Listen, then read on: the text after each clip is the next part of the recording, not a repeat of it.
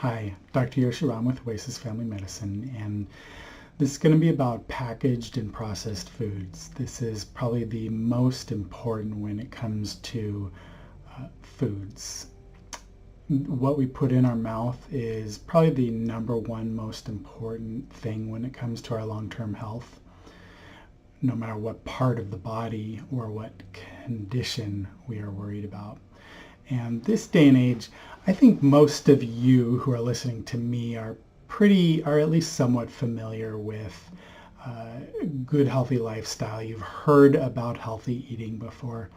Well, nowadays I feel like the good health food stores, quote unquote, maybe Trader Joe's or Whole Foods or many other health food stores out there, have made packaged and processed foods better, no doubt about it, better than a bag of Doritos, for instance, healthier than a bag of Doritos.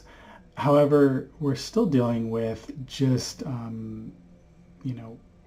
organic cane sugar, right? And so it's better, but it's not as good as it should be. And we really need to stay away and or stop all packaged and processed foods. Now, the reality is we're not going to cut it out completely, or most of you are not going to be able to. I'm not going to be able to. I'll just speak for myself.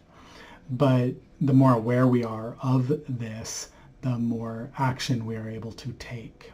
And when you take that pretty colored, very marketing-driven, colorful designed package, right, with the bright colors that are designed to go towards our emotions and create a little dopamine response.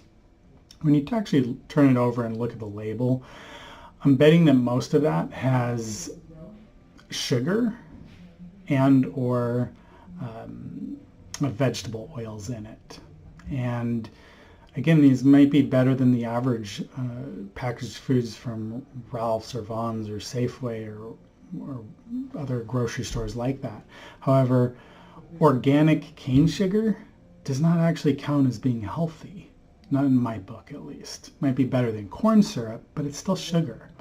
And when you're talking about foods and glycemic variability, or what increases our blood sugar, that's a huge problem. And or what increases our vegetable oils, that's the other huge problem. And I would actually, as I've said before, I'd put vegetable oils as a bigger problem than sugar.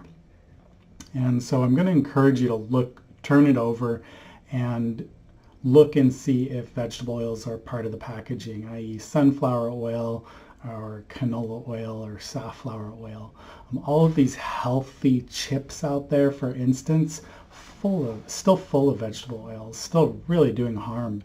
And when that vegetable oil gets in your system, it's typically going to stay there. Assuming you stopped that consumption right away, it can take months or even a couple of years to really replenish, basically take that vegetable oil out of your current cell membrane and replace it with a good one. So huge issue there. And when you're looking at the blue zones, or the so-called longest living people around the world, those pockets where they exist, their guilty pleasures are really awesome things like dry farmed wine or mold-free wine, or raw cheeses locally pastured, nuts without the chocolate around them. They're these really deep, nutritious, rich foods, maybe sake, but it's without all the crap added in. And another aspect when it comes to avoiding packaged or processed foods, and this is, again, I'm going to speak for myself on this one. This is probably one of the most important aspects, because I'm attracted to that food too. I am no saint by any stretch of the imagination. But when you see something, whether it's a bag of chips or a cookie or a health food treat, right? Tune into your emotions, tune into how you're feeling. Am I a little bit stressed out right now? Am I a little bit angry right now? Am I frustrated in any way? Am I feeling a void of pleasure? and become aware of that. Because if that's the case, then you can at least identify, oh, maybe I'm more susceptible right now to actually opening that package and stuffing that guilty pleasure into my mouth. But if you become aware of it, and that's the first step, then you can step back, maybe even pause for just 3 seconds and say, is this really something that I'm truly going to enjoy, right? And I'm talking about enjoyment past just that first, moment it hits your tongue and taste buds, right?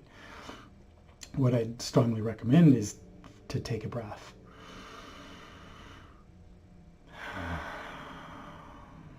Just one breath, or 2 or 3, but even just one breath. Identify the emotion you're feeling, and then make a decision. Is eating this going to take me towards my goals in life?